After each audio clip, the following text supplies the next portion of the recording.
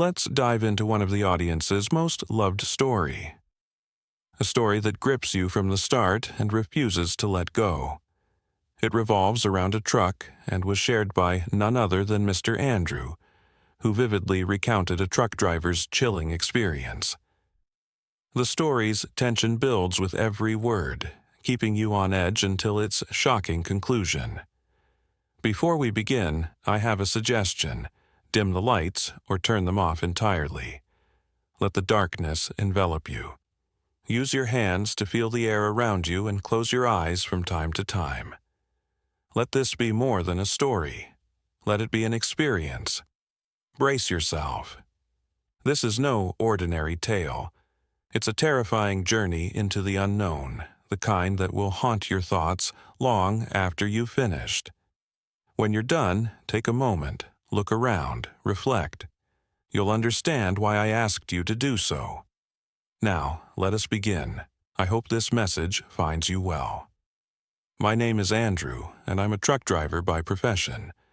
What I'm about to tell you happened around 8 years ago, but even now, I can recall every moment as if it just happened yesterday. I drive a truck that transports vehicles one by one. Deliveries are carried out the city by city. These trucks are often called hangars, and they carry at least 8 to 10 vehicles from one place to another. Our company often receives orders. We receive 8 to 10 vehicles at a time. We are expected to deliver them from one city to another by the next day. Our job requires us to provide door-to-door service. For instance, if someone needs their car delivered to another city, they call us. A company representative goes there to receive the car. Our job was to create a checklist for the car. We inspected it with the owner. The checklist would verify the car's condition and note any existing damages. After finalizing the report, the car would be handed over to us. These cars would then be loaded onto the hangar truck. Sometimes, due to accidents, these cars could not reach the hangar. If someone was unable to drive their car on the road, they would call us. It was my responsibility to drive the truck. It was a challenging job, and one such unforgettable incident happened to me. When all the cars from the city were gathered, loaded onto the truck and inspected, there was one car that had a breakdown. It was finally loaded onto the truck with a lifter. We departed from Karachi to Islamabad at 12 a.m. My truck set out on its journey. The speed limit was kept at 40 as the load was too heavy. It was dangerous to speed with the cars stacked behind. I had another driver with me. We took turns driving to maintain our speed and cover the 3-day journey to Islamabad. We drove together and occasionally rested for meals, water, and prayers. If the truck got punctured, it would take a long time to fix. However, the hangar carried about 10 to 12 cars, and we were on our way. Our plan was to cross a specific area, known for robberies, in the daylight after Fajr prayers. It was a dangerous area, so we planned our route accordingly. While in Sindh, the office called and informed us of a major accident ahead on the main road. They advised us to take an alternative route or stop where we were until the road cleared. The road ahead was completely blocked, making it better to avoid if traffic was halted entirely. Taking an alternate route seemed to be the wiser choice. Should we stay there or find another way? Even if I decided to go there, it could be extremely risky. After receiving a call from the office, we discussed the situation amongst ourselves. The driver accompanying me, a very senior and experienced professional, disagreed with any notion of waiting. He firmly advised, "Don't go there. Wait, and I'll take you through another route. It's a longer path, but we'll get through safely. It might take us roughly 10 hours to cross the area via this journey." I agreed with his advice, since taking an entirely different route seemed better than risking unknown dangers. Reports indicated uncertainty about how long the main road's blockade would last. Instead of sitting idle, it was better to keep moving forward and continue the journey. In our line of work, safety is the highest priority, as lives are precious and irreplaceable. The vehicles we were transporting carried expensive cargo on trailers. We ensured the keys remained securely with us and locked everything down to prevent any movement or mishap. Following the senior driver's lead, we started our journey along the alternate route. I was reluctant, but knew it was for the best. It was a dark, cold winter night. While winters in here are usually not severe, open areas with vast fields can make the cold feel sharper. It was December, the peak of winter, and the chill was bone-numbing. We kept the truck's heater on to stay warm as we moved along. The path we took surprised me, but I didn't question the senior driver. He was experienced, and I wanted the journey to proceed smoothly. I was driving, seated on the left side, while the senior driver rested in a reclined position. He stretched out comfortably, both feet propped up on the dashboard, clutching his hooded jacket. We drove like this for 2 to 3 hours. Initially, we passed by a small settlement, but soon that too faded into the rear view. The area ahead was barren and desolate. Not a single vehicle was in sight. No cars approaching from the opposite direction. Nothing.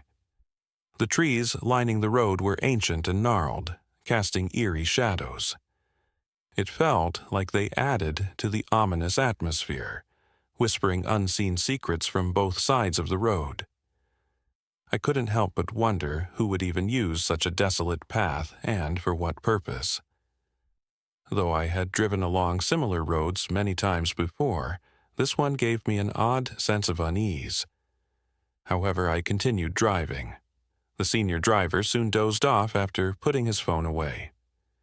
This was our usual practice, taking turns driving while the other rested. Behind the seats, there was a small area where drivers could lie down and relax.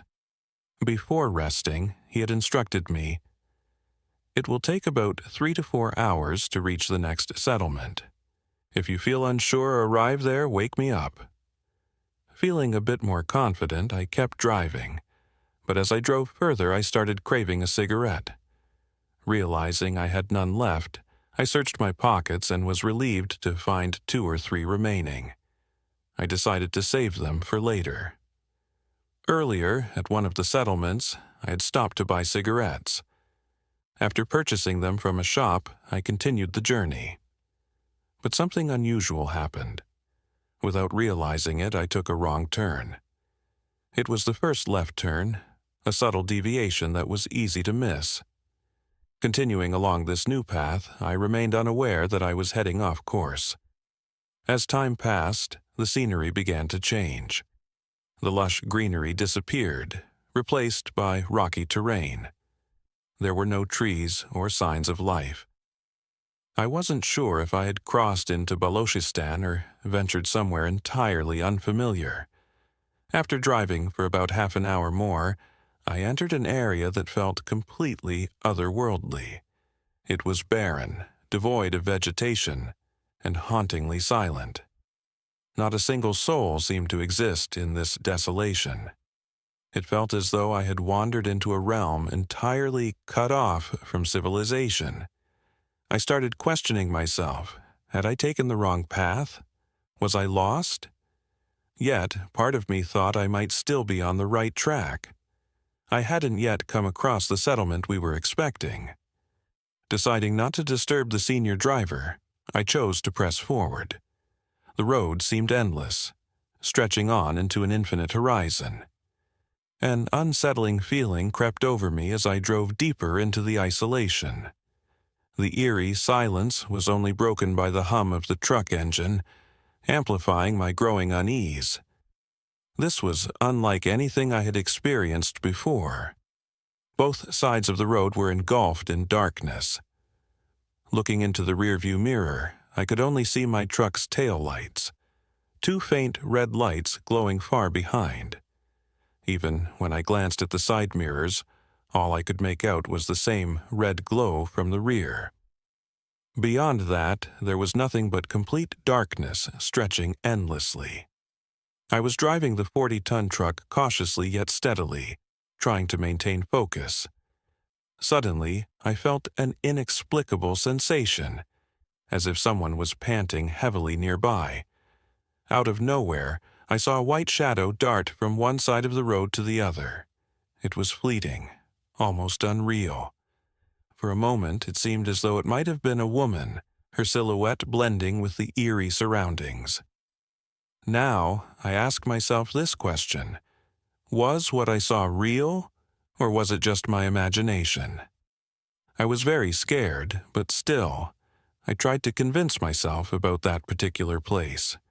How could anyone be there, and especially a woman? How could she be at that speed, crossing from there to there? People have had similar experiences. You're driving at night and something comes in front of your car's headlights. It glows like a bug or something else. You feel something and think you've seen it clearly. I did the same to calm my heart. I thought perhaps it was just a bug, one too close to the headlights. If the headlights' focus was too intense, it might have caused such an effect for a short while. But the light suddenly disappeared. Still, I asked myself, what was I attaching myself to? I tried to reassure myself, but deep inside, I knew this time it was different. I was getting vibes that I had taken the wrong path. This wasn't the place. If I were heading toward Punjab, there wouldn't be mountains like these. No matter which route you take, go on. I'm certain I was heading toward Balochistan. Maybe I had gone astray with my friends. I woke the driver and said, "Brother, look at this. It seems we've taken the wrong route." He woke up and immediately scolded me. He began to lecture me and then stopped abruptly, blaming me because the company's fuel was being burned, and he was responsible for both of us. He told me I should have informed him if I had taken the wrong turn. He also admitted that he hadn't noticed it himself. I said, "Brother, now I'm also scared. I don't like this place." He reminded me of the millions worth of cars loaded behind us, and we were risking everything by taking the wrong route. Robbers could strike at this desolate place. What would we do if it happened to us? So, where is the ordinary driver? I was also very scared that it might happen again. The responsibility, the fear of robbers, and then something else, something that was lurking on that road. And then suddenly, I encountered a trailer.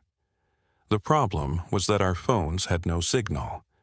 The network had disappeared, making it impossible to contact the company. Worried, we took a break. A debate ensued.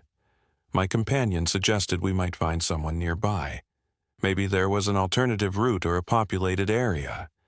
He proposed we ask for directions rather than completing the journey back. The amount of fuel the company had already lost would be significant. It could be a financial loss for the company and an issue for us. The danger was real. Finally, we decided. If we didn't find a way forward, our only option would be to return the same way. We continued driving, but our faces revealed our worries. We were afraid in this foreign land. I hoped no robber would show up and steal the cars. We kept moving, and my companion instructed, "Drive attentively. Do not stop the vehicle, and may Allah forbid anyone from coming in front of us. If something happens, I will let you know how to act." If he spoke to me like that, I couldn't help but panic. My heart was sinking. Never before in my life had I faced such a situation, but I was completely prepared to confront whatever lay ahead. May Allah forbid anyone from stopping our truck. We had something to defend ourselves. A bat kept for emergencies. The bat was placed near my feet, ready for use if needed. It may seem strange to you that a robber might not be deterred by just a bat, but still, I relied on it as my lifeline. After waking up, my companion explained his plan. I feared robbers more than supernatural beings. He was very worried, and the way he spoke made me more anxious. The vehicle continued to move, but we saw no signs of life. Then, after a while, my companion told me to stop the truck. He braked on his side of the window, looked outside, and gestured for me to stop. I halted the truck. He said, "Look, I can see some light far away. There must be someone there. Fire is burning in the distance." I asked, "What should we do now?"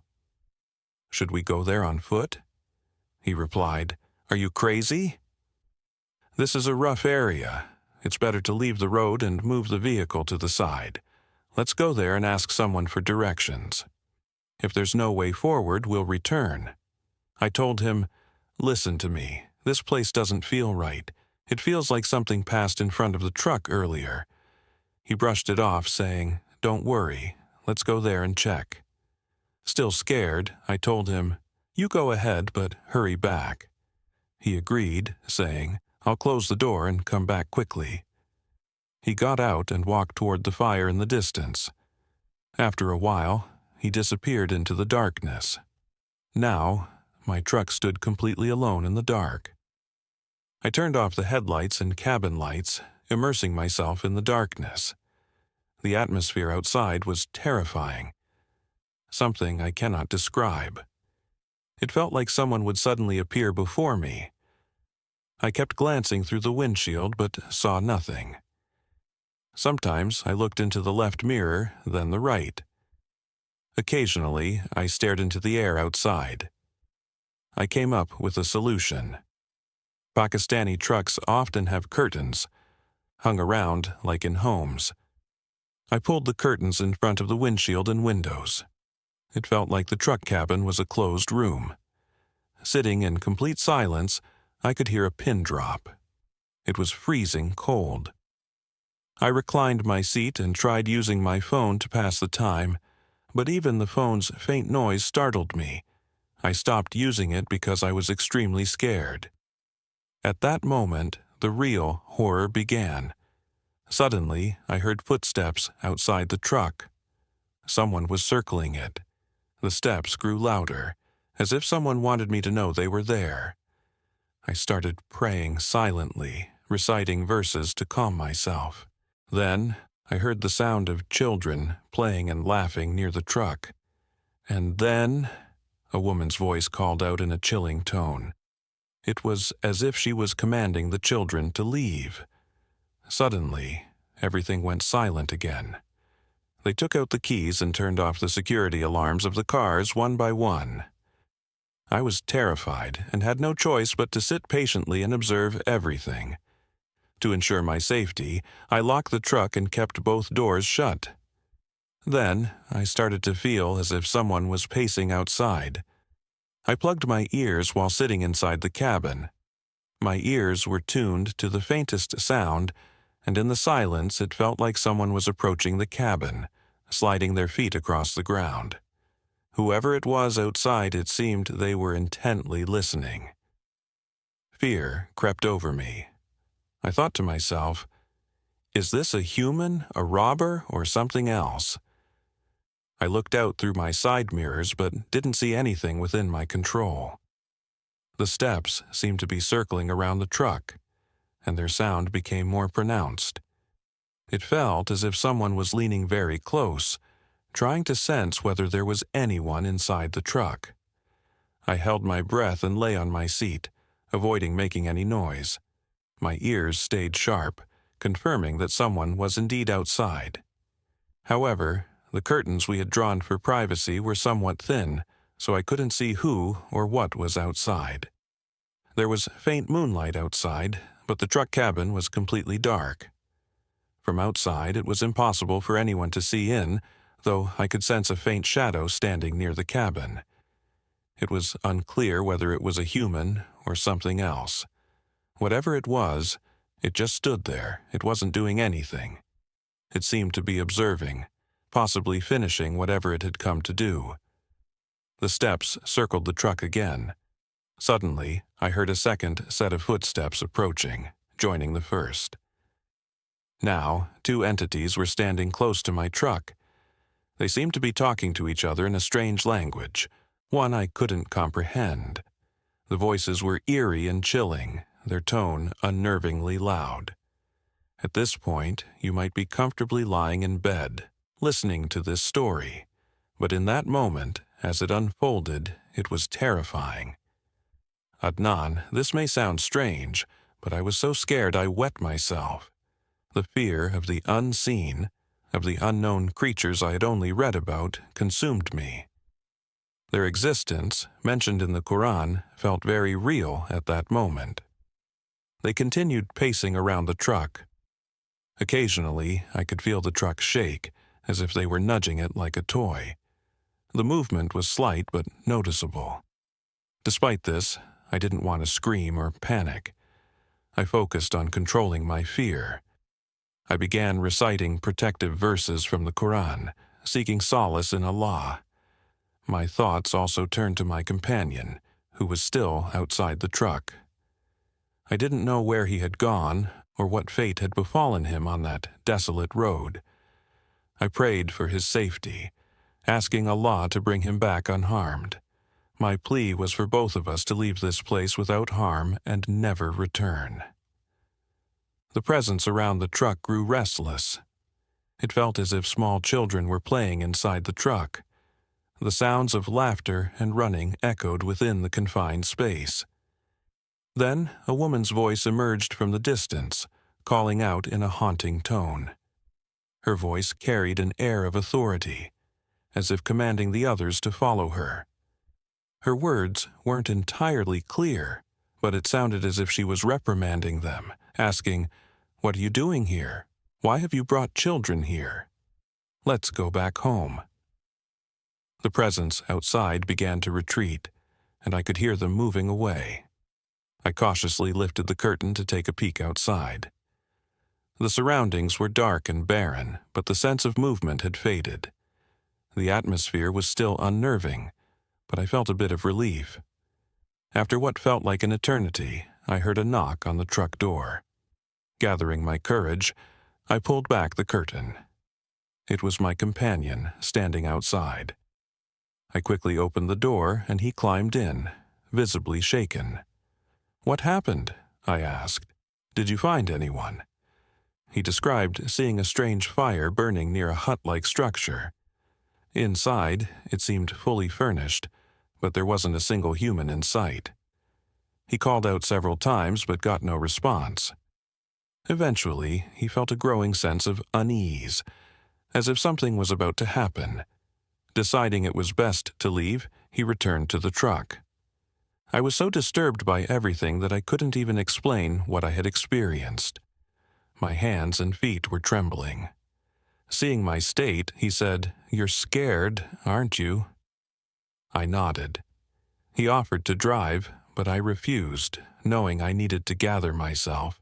Turning the truck around, we retraced our route, driving for hours until we finally returned to the main road. We stopped at a nearby city to rest, clean up, and eat. When we recounted the incident to a local hotel owner, he told us we had entered the Valley of the Jinns, a place known for supernatural occurrences. He explained that industrial vehicles occasionally passed through, but regular traffic avoided the area entirely. He advised us to count ourselves lucky for making it back safely. Reflecting on the experience, I realized it was one of the most unforgettable moments of my life. It remains etched in my memory as something I hope never to encounter again. Thank you for listening to my story. If you enjoyed it, please like and subscribe for more such tales. Take care, and may Allah protect you. Goodbye. My name is Hashim, and I'm a young truck driver working in Saudi Arabia. I've been driving for years now, and while I love my job, there's one incident that changed my life forever. A haunting memory that still keeps me awake at night. Before I begin, let me share that I was born and raised in Saudi Arabia, so my Urdu is weak, but I enjoy watching your videos, Adnan Bhai. They remind me of a connection to Pakistan, a country I've never visited but long to see one day. I am now 26 years old and hope to visit my homeland soon. But first, let me tell you about the most terrifying experience of my life. I worked at a remote project site deep in the Saudi desert. It was a massive, gold mining operation that involved breaking mountains and extracting precious metal. The site was far from any city, surrounded by miles of barren wilderness. My job was simple yet demanding. Every day, I would transport food parcels from the main camp to a secondary camp 150 kilometers away. The road between the two camps was desolate and dangerous. I had to make the journey 3 times a day, at dawn, midday, and late at night. The road was long and lonely, cutting through a vast desert with no sign of life except the occasional wildlife. For 6 or 7 months, everything went smoothly. I became accustomed to the isolation, the endless dunes, and the eerie silence. But one fateful morning at 3 a.m., as I was driving along the familiar route, I noticed a camel sitting in the middle of the road. I slowed down to avoid hitting it. The camel was just sitting there, motionless, staring blankly into the darkness. Thinking nothing of it, I maneuvered around it and continued on my way. Later that day, on my return journey, I saw the same camel sitting in the exact same spot. This time, it seemed weaker, as if it was thirsty or injured. The sun was blazing, and I felt a pang of guilt for not being able to help. Unfortunately, I didn't have water with me, so I drove on, hoping it would survive. By the afternoon, the camel was still there, but its head was drooping low. I stopped my truck to check on it. It was breathing faintly, clinging to life. I felt helpless, but had no choice but to leave. That evening, just as the sun was setting, I passed by again. The camel was dead. Its lifeless body lay on the side of the road, its eyes wide open, staring into the abyss. I felt a deep sense of regret and guilt for not helping it earlier. But what happened next was beyond anything I could have imagined.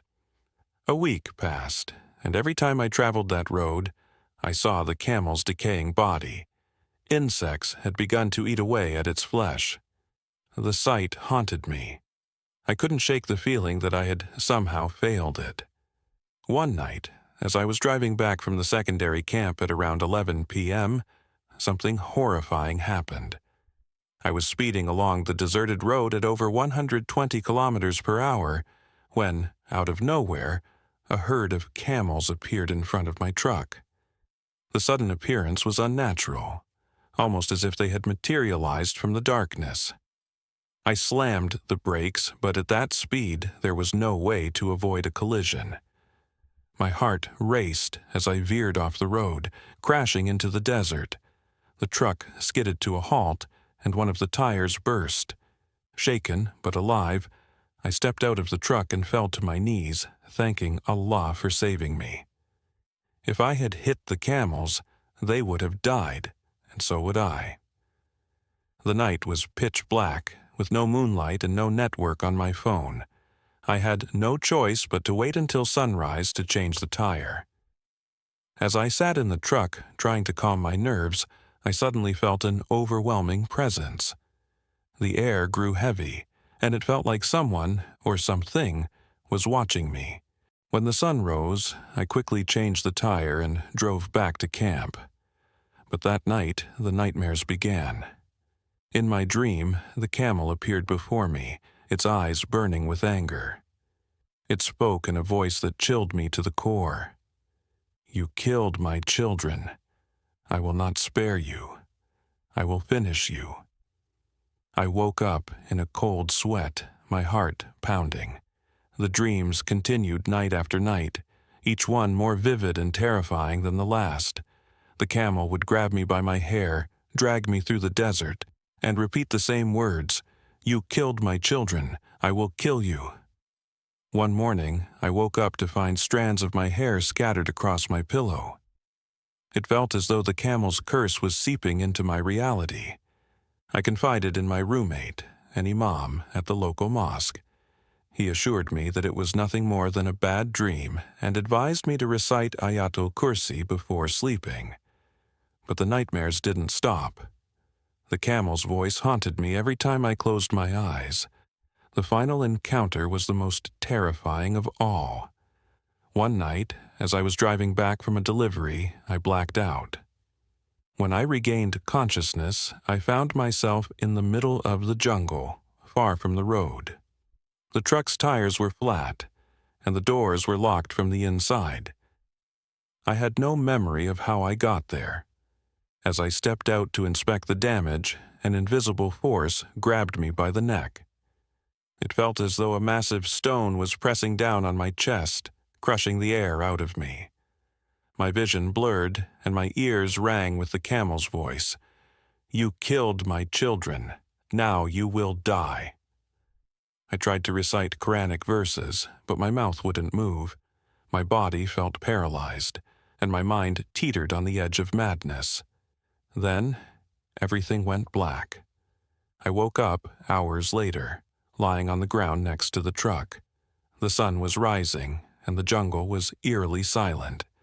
Gathering what little strength I had left, I changed the tire and drove back to camp. The nightmares still plague me to this day.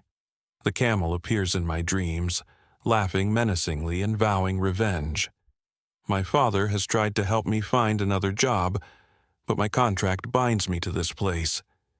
Even as I write this message, I feel a heavy weight pressing on my head, as if the curse is still with me. I pray for Allah's mercy and ask for your prayers as well.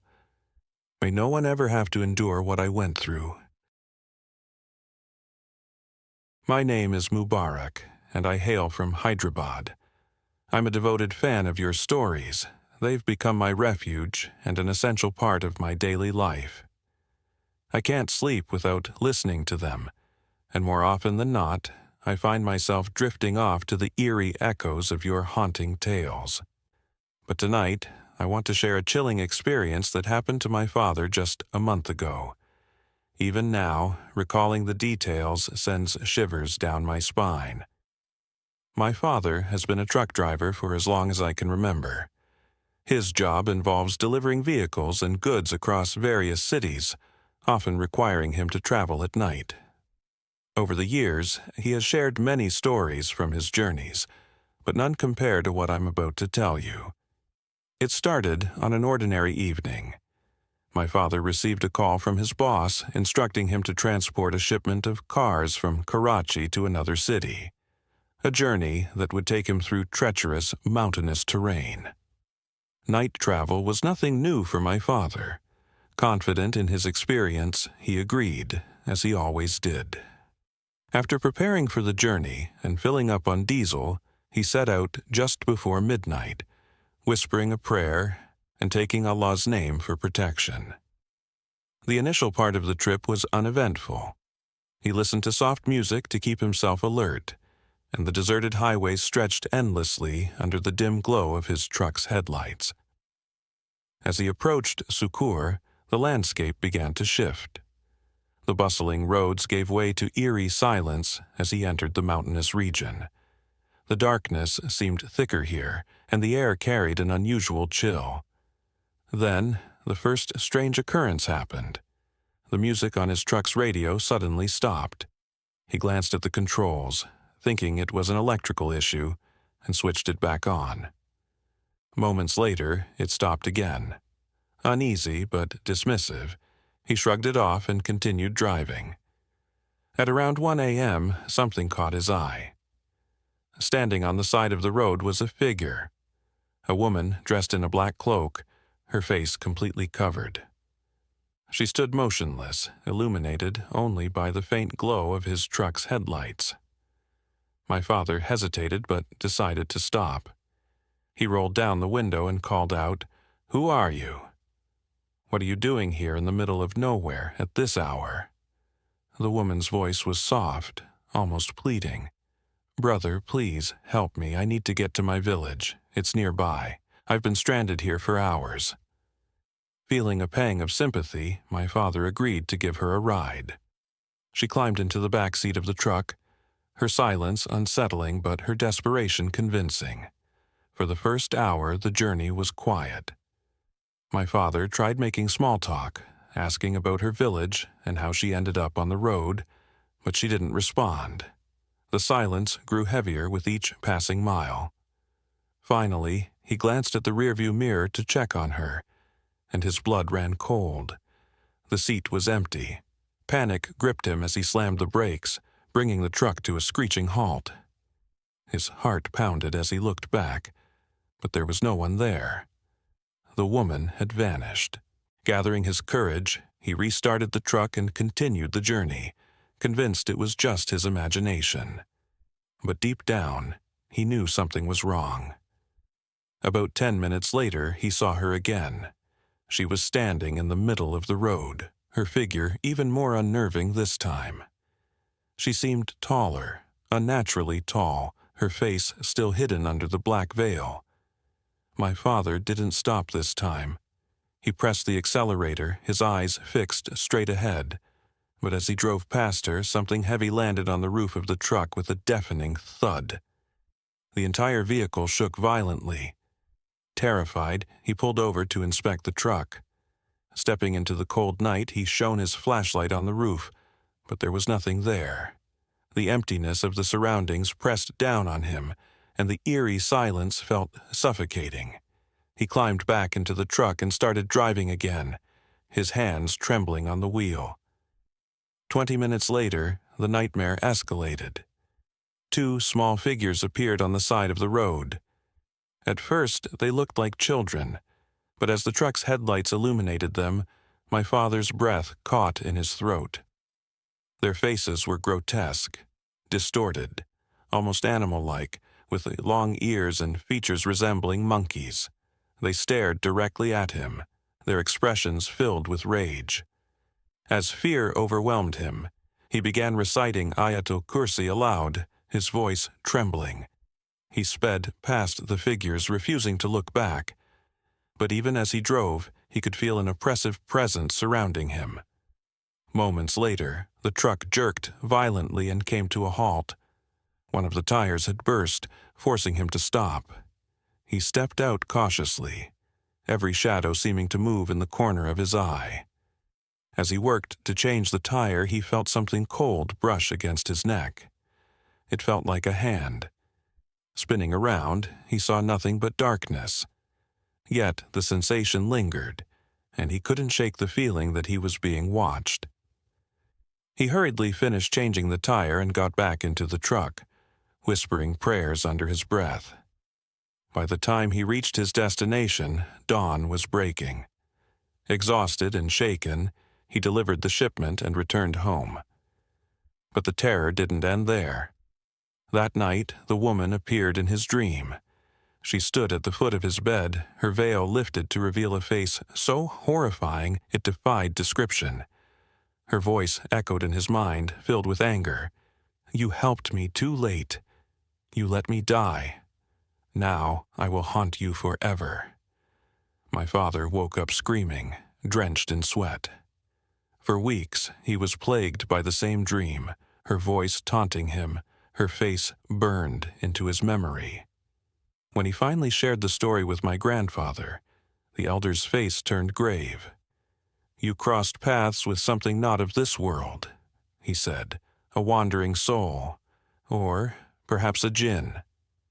My father continues to work as a truck driver, but he avoids that route at all costs. Even now, the memories of that night linger in his mind, and the woman's voice still echoes in his dreams. It all began with an eerie unease. My name is Ali Ansar, and I live in Canada with my wife, Zoya. We often spent weekends at a secluded farmhouse nestled in a quiet, wooded area. It was our haven, our retreat from the bustling city. But this time, what was meant to be an ordinary weekend turned into a nightmare we may never forget. The first night, as we unpacked and settled in, the wind howled through the trees, and an uncanny silence blanketed the surroundings. Across from our farmhouse stood an old, derelict house that had been abandoned for decades, or so we thought. As the clock struck midnight, faint noises drifted through the still night air. At first, it sounded like a low hum, almost like the murmur of voices. Zoya gripped my arm and whispered, "Ali, do you hear that?" I nodded, trying to keep calm. "Let's check it out," I said, hoping my voice didn't betray the unease creeping into my chest. We ventured out into the darkness, guided only by the dim glow of a bulb flickering outside the old house. The bulb hadn't worked in years, and yet here it was, faintly illuminating the cracked walls and broken windows. The sound of running water echoed from somewhere inside. My heart raced as we approached. Peering through the broken gate, we spotted her. A woman with long tangled hair cascading over her face, standing motionless in the shadows. Then she lifted her head, and her eyes glowed with an unnatural light. A guttural, maniacal laugh erupted from her as she raised her arms toward us. Zoya screamed, and I yanked her back as the woman began moving toward us. We ran as fast as we could, stumbling over the uneven ground, until we reached the safety of our farmhouse. Breathless and trembling, we locked every door and window and huddled together, reciting prayers through the long, harrowing night. The next morning, shaken but desperate for answers, we approached an old man in the village who often tended to the nearby land. "Did anyone move into that house across the road?" I asked. The man's face clouded with confusion. "That house?" he repeated, laughing nervously. "It's been abandoned for over 20 years. No one's gone near it since the incident." "What incident?" Zoya pressed, her voice barely above a whisper. The man hesitated, then shook his head. "You're better off not knowing." That night, we barricaded ourselves inside the farmhouse, but at precisely 1 a.m., the silence shattered. A heavy knock pounded on the door. I froze, staring at Zoya, who clutched my arm with wide, terrified eyes. I tiptoed to the window and peered out. The road was empty. The knock came again, louder this time, and then a low, mournful sobbing began. Against my better judgment, I opened the door slightly. Standing there was the woman from the old house, but now she was weeping uncontrollably. Her voice was hoarse and trembling as she spoke. "He killed me. He buried me beneath the floorboards of that house, and left me there. My children, they never knew what happened. Please help me." Before I could respond, her face began to change, distorting into something grotesque. Her eyes sank into hollow sockets, and her mouth widened into a ghastly grin. I slammed the door shut, bolted it, and backed away, trembling. The next morning, Zoya and I vowed to leave the farmhouse for good. But as we packed, we couldn't shake the feeling that we were being watched. When we finally drove away, the road stretched out before us, empty and desolate. Then, out of nowhere, she appeared. Standing in the middle of the road was the woman, her hair wild, and her face twisted into a horrifying grimace. She let out a piercing scream as I slammed on the brakes. The car screeched to a halt, but when I looked again, she was gone. We pressed on, praying aloud, but then came the sound. The unmistakable thud of footsteps on the roof of the car. Zoya's trembling hand clutched mine as I gripped the steering wheel tightly, refusing to stop. "Ignore it," I whispered. "Just keep going." We reached home in a state of shock, barely able to speak. The next day, I took the car to a mechanic, hoping to convince myself it had all been in my imagination. But what he showed me sent shivers down my spine. Massive, human-shaped dents pressed into the roof. That's when I knew she wasn't done with us. Determined to uncover the truth, I returned to the old house, this time with the old man from the village.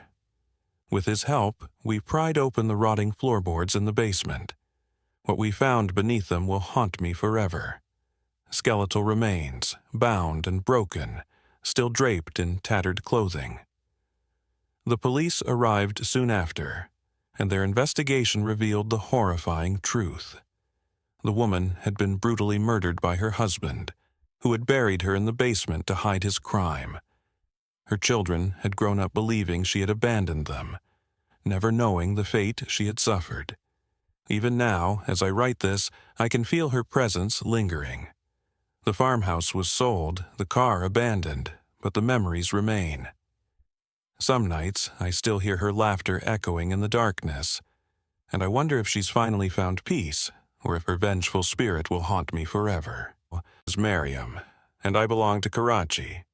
Every night before sleeping, I listen to your stories, and they give me goosebumps. So, tonight, I decided to share my own story with you, a story that still makes my blood run cold when I think about it. I live in a quiet town on the outskirts of Karachi. 15 years ago, when we moved here, there was hardly any population, just a few scattered houses and a desolate street stretching into darkness. Our house was built on a plot with 4 floors, and though it seemed like a dream home at first, it soon became clear that something was very wrong. Since the day we moved in, strange occurrences began happening. Footsteps echoed in empty rooms, whispers filled the air, and shadows flickered at the corners of our vision. My family, a large joint family consisting of my parents, uncles, aunts, and cousins, tried to dismiss it as paranoia, but deep down, we all knew something was lurking in our home. One day, we consulted a scholar, and his words chilled us to the bone. "There is a family of jinn living in this house," he said. "They've claimed this space as their own, and they're watching you." We tried to ignore his warning, but the strange incidents only grew worse.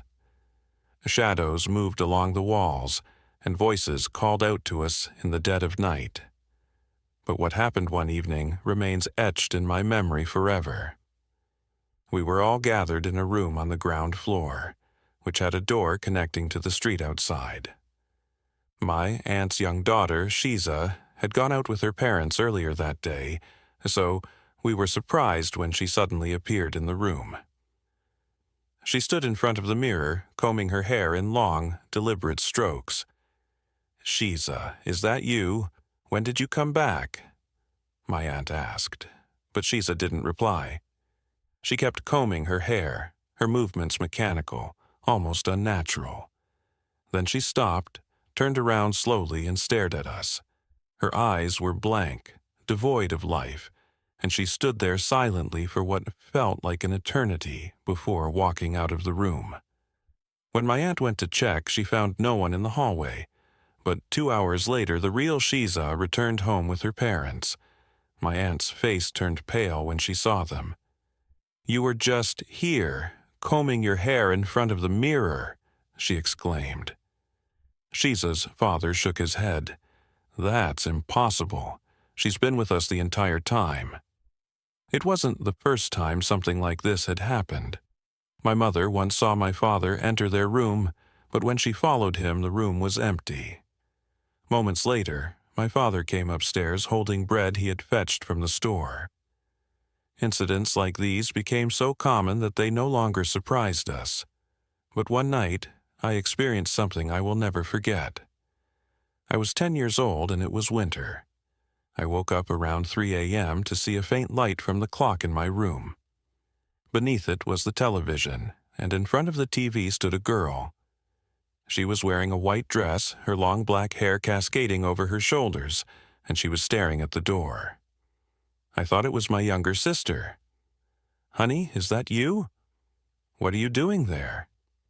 I called out softly, but she didn't respond. I got up from my bed and took a step toward her. The room seemed to stretch endlessly, the distance between us growing larger with every step. Then, just as I reached out, she vanished into thin air. My legs gave out beneath me, and I crawled back to my bed, trembling. The horrors didn't end there. A few months later, my mother's cousin visited us and stayed in a room on the ground floor. She woke up, screaming in the middle of the night, saying she couldn't move or breathe. When she finally calmed down, she told us she had seen an old man sitting in the garden hut outside. He held a Quran and a tasbih, and his voice echoed in her head. "This house must remain clean. Do not disturb us, and keep your faith strong." Despite these warnings, we stayed. But one day, everything came to a terrifying climax. It was a cold, rainy night, and the power had gone out. We were all gathered in the living room, trying to distract ourselves with stories and laughter, when a loud crash echoed from the top floor. My uncles grabbed flashlights and rushed upstairs while the rest of us huddled together, too afraid to move. Suddenly, we heard them shouting, their voices filled with fear. I ran up after them and saw what they had discovered. In the corner of the attic was a small trapdoor we had never noticed before. It was slightly ajar, and a foul smell wafted from within. With trembling hands, my uncle pried it open, revealing a narrow, dark passage. At the bottom lay a pile of bones, human bones. Among them were rusted chains, a torn white dress, and a blood-stained comb. Today, I want to share a story that still haunts me to this day. It's about a house we lived in for 1.5 years. I'll never forget the things that happened there. This story dates back 3 or 4 years when we sold our family house due to unforeseen circumstances. We moved to a rented house just 2 or 3 lanes away in the same neighborhood. The house seemed ordinary at first, but the stories surrounding it were anything but. Everyone in the area knew about that house. It was infamous. People said it was haunted, that a jinn lived there.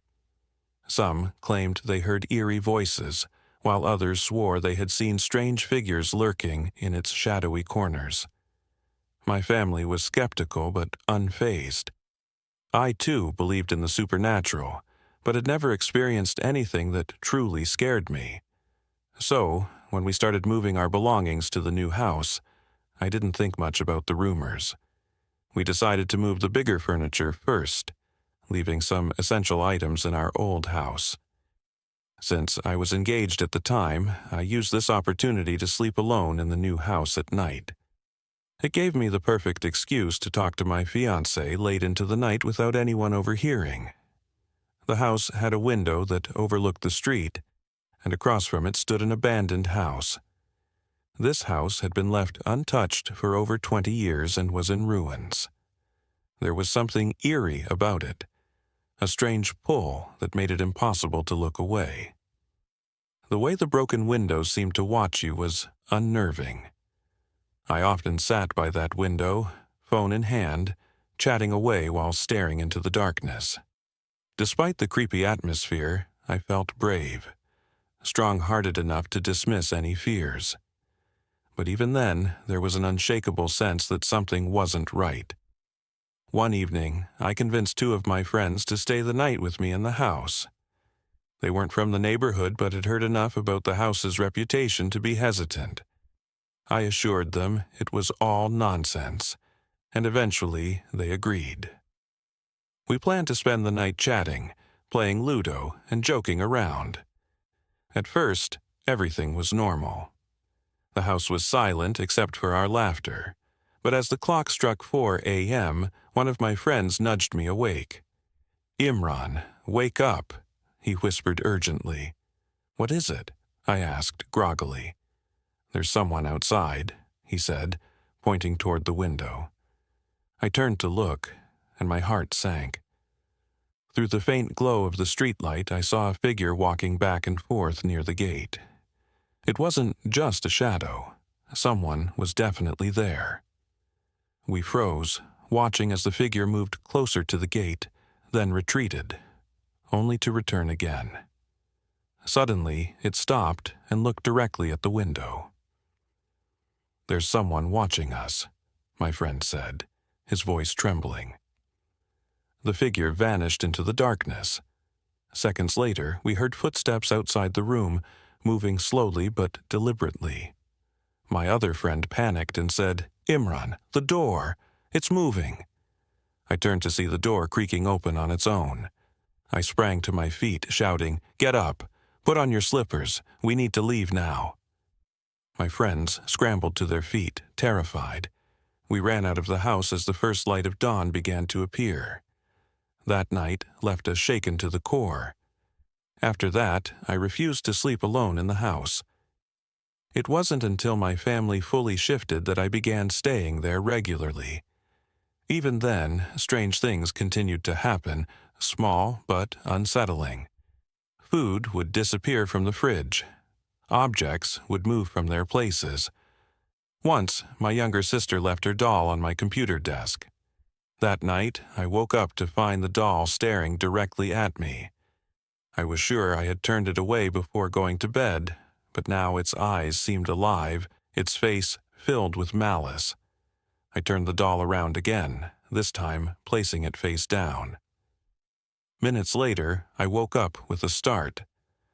The doll was upright again, facing me. This time, it felt like it was getting closer. I bolted out of the room, running to sleep next to my mother. But the most terrifying event happened months later. One night, I came home late, around 2:30 a.m. As I walked toward the house, I felt an overwhelming sensation that someone was following me. I quickened my pace, but the feeling didn't go away. It grew stronger with every step. By the time I reached the gate, I was drenched in sweat. I stepped inside, locking the door behind me, and headed to my room. The house was deathly silent. As I was about to turn off the lights, I heard a noise from the kitchen, a faint clinking of utensils. Cautiously, I walked toward the kitchen, only to find the room empty. I shrugged it off and turned to leave. But then, the light in the hallway flickered. I froze. When I turned back to the kitchen, I saw it. A shadowy figure stood near the fridge, tall and motionless. Before I could react, it lunged at me. The force was so strong that I fell backward, hitting my head on the floor. My vision blurred, and I felt an icy grip around my throat. Struggling to breathe, I tried to recite Ayatul Kursi, but no words would come out.